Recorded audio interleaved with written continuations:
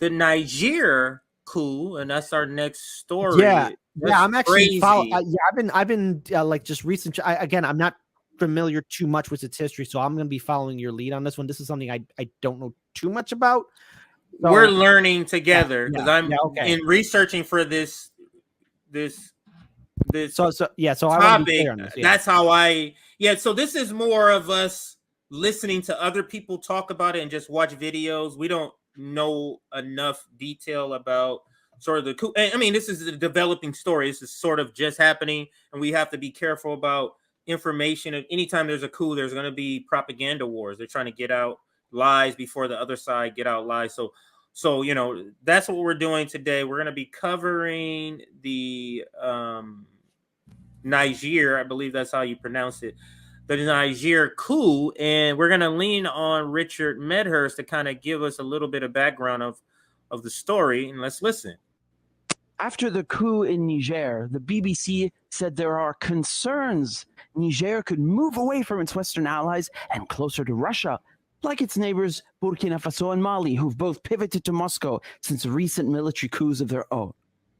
No, you mean that they're sick of France occupying them and they want their country back. There, I fixed it for you. See, Niger is a country famous for its uranium.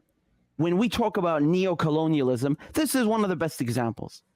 The French are heavily dependent on nuclear energy, and 1/3 of French homes are powered by uranium that comes from Niger, the Eiffel Tower even. Meanwhile, in Niger, 80% of the population do not even have electricity. France needs Niger's uranium so much, and yet Niger is the second poorest country in the world. How is this possible? Because the French are robbing them blind, taking and giving pennies. French neo-colonialism. So do not be surprised when people in Niger are chanting "À bas la France," down with France, and flying Russian flags. African countries are sick of being robbed. They are being independent. They are choosing to pivot away from Western colonizers because they see the Russians and the Chinese do things by the book. They are straightforward with you. Whereas we in Britain, in France, in Europe, we have a history of lying, cheating, and stealing. That is our legacy in Africa. And yet the BBC and CNN, they want you to think that Russia and China are debt-trapping Africa, like as if we didn't. They speak about African leaders as if they are children, as if they are stupid, like they don't understand what's good for them. Oh, they need the white man. They need Western troops and Western corporations to come and save them. Really? Yeah, I've seen this film before. People are so desperate to run away from the wars, from the plundering that we have inflicted on Arabia, on Africa. They are risking their lives. They risk perishing in the Mediterranean Sea, in the English Channel. But apparently they're the invaders. You see in Mali, you see Central African Republic, Sudan, and others they're soliciting Wagner services because France and the US can't get the job done. France and the US come put their military bases in Niger and Burkina Faso and Mali, and they say, we're here to save you from ISIS. Who created ISIS? Who created and unleashed them on the Middle East and on the Sahel? CIA and NATO. There was no ISIS before we destroyed Iraq, before we destroyed Syria, before we destroyed Libya. That wasn't a thing. This is why people are flying Russian flags when they have a coup in Niger. They are rejecting a president who is pro-French and pro-American. They are rejecting neo-colonial shackles and the West. And then, of course, they're going to go look elsewhere. They will look towards Russia and China, towards the competitors who treat them as equals. It's not that difficult to understand. So he sums up a good amount of what's sort of going After on. The coup so in Niger, turns out the BBC that said there's a coup in Niger, and military coup, and turns out the person who was ousted is like a U.S. puppet, a French puppet, which in turn means you're a U.S. puppet, a Western puppet. And here's the guy who's in charge of the military coup. Let's listen to this. It says Niger coup leader declares end of old government. I believe this is subtitles or a voiceover because I'm sure they're speaking in some sort of African language. But let's listen to this here. Nigerian defense and security forces have gathered within the National Security Council to put an end to the regime of the Seventh Republic. This action is motivated solely by the idea of preserving our dear country, faced with the degradation of the security situation and bad economic and social governance. We call for calm, vigilance, and patriotism, as together we can overcome these challenges.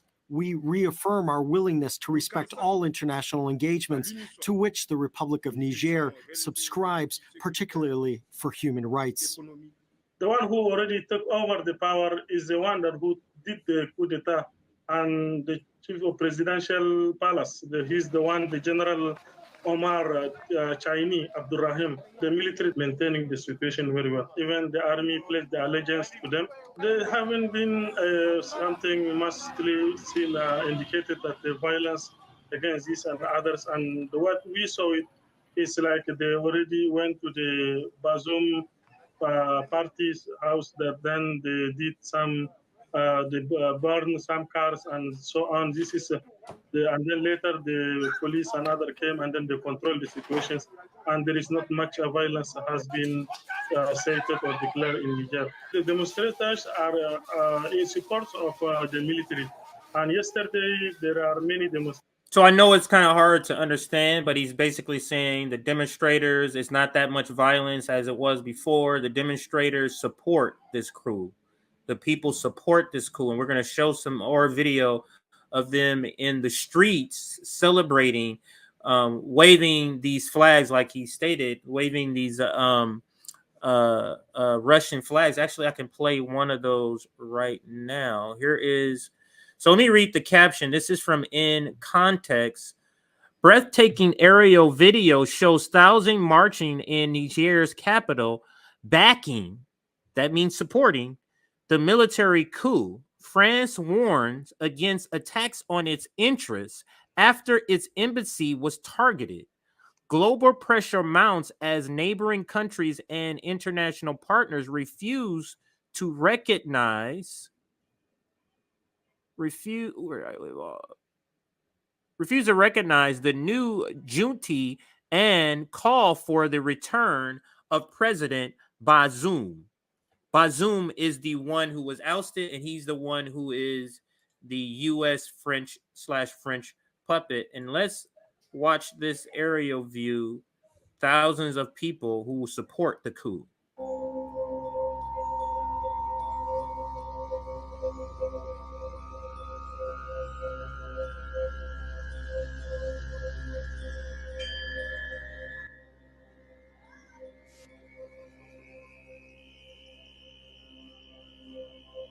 Wow. You start to go, I mean, is there another word we can use? Like, is this a coup, or this is a military that is executing the will of the people? Because it seems like the people want this. Seems like the people want to oust a Western puppet in Bazoum. I think that's how you say his name. Go ahead. I think. Okay, so there's a couple things that we can take away from this. First of all, yeah, there is a large crowd there, and when people have nothing, they're going to turn to somebody who will make their lives easier. I mean, that's human nature 101. The one thing too is we have to see what the overall feeling is amongst the populace, and if this is the entire national support of the people of Niger, then they have to do. Then the people are going to do something and go ahead and support this coup. If their lives are truly living as the second poorest country in the world, when you have nothing, you will go to somebody who will make your life easier, or who will try and make things better for you than what the current leadership did. And these coups all happen for a reason.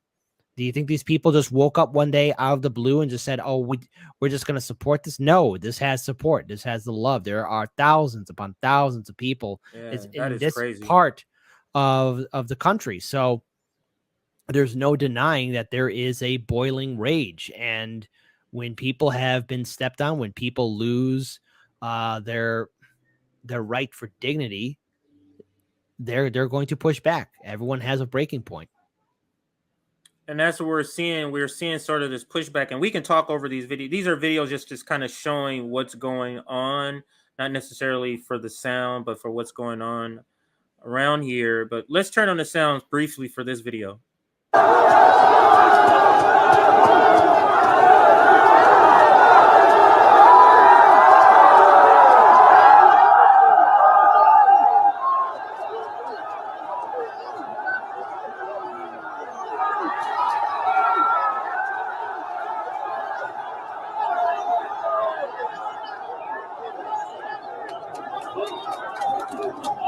Man, makes you wonder what would happen if the left had this sort of passion and fire and willing to get out there like what would we do? We would accomplish a lot. But go ahead, sir.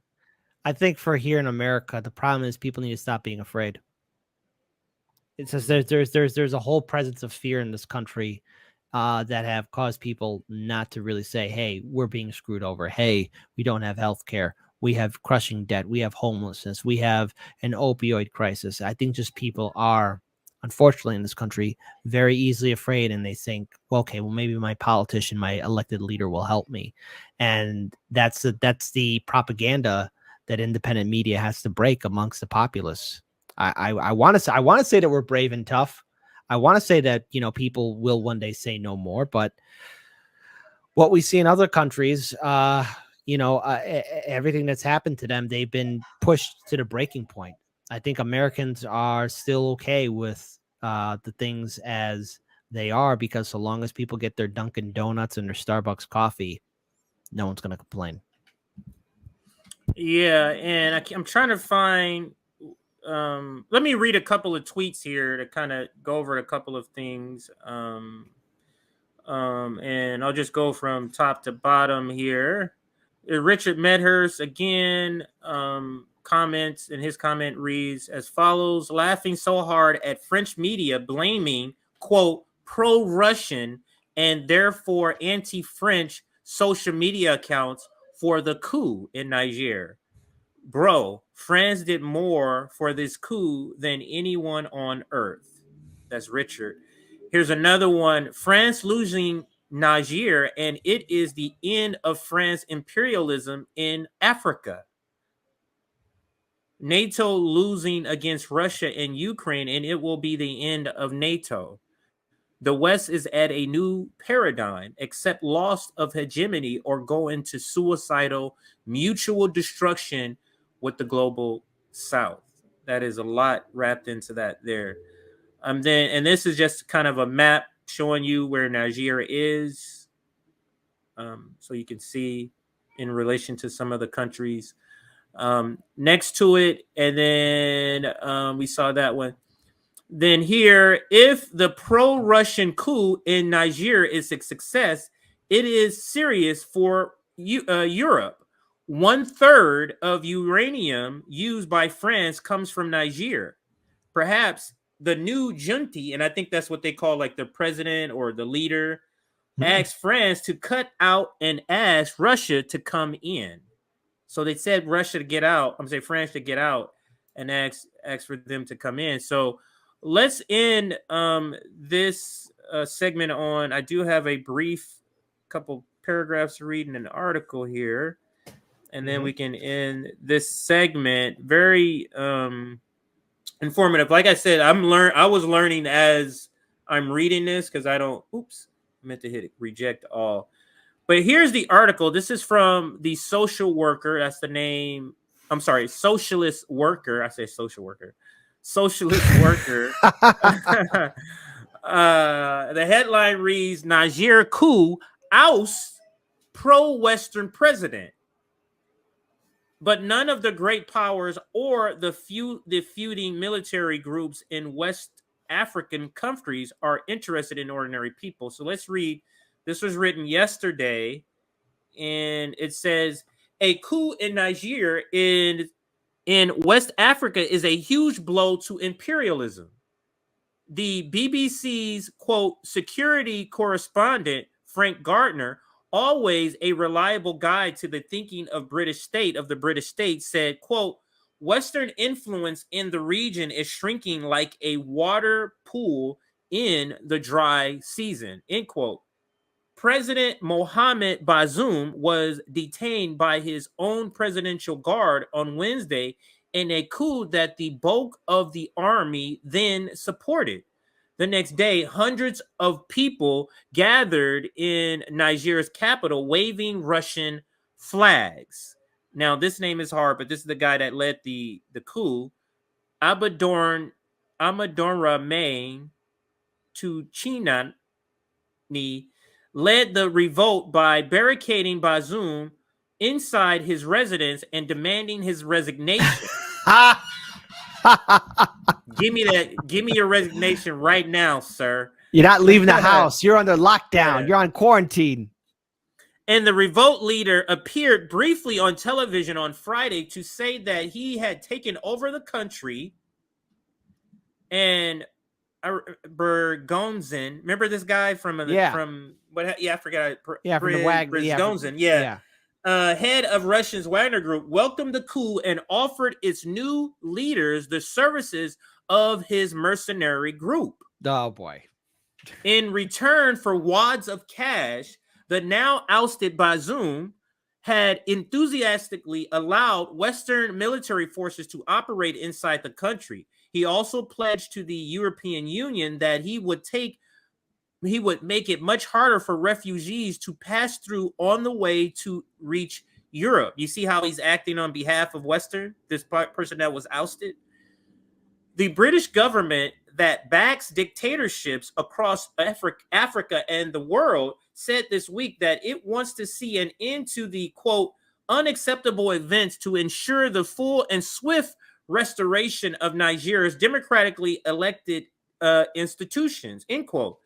Niger had backed a resolution at the UN last year condemning Russia's invasion of Ukraine, while many African countries did not, because they're being ran by a Western puppet, Bazoum, this guy who was ousted.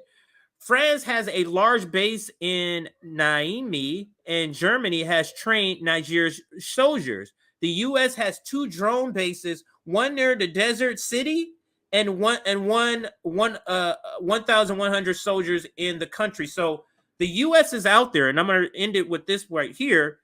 U.S. Secretary of State Anthony Blinken is still offering Bazoum his steadfast support and warned those detaining him that hundreds of millions of dollars of assistance was at risk.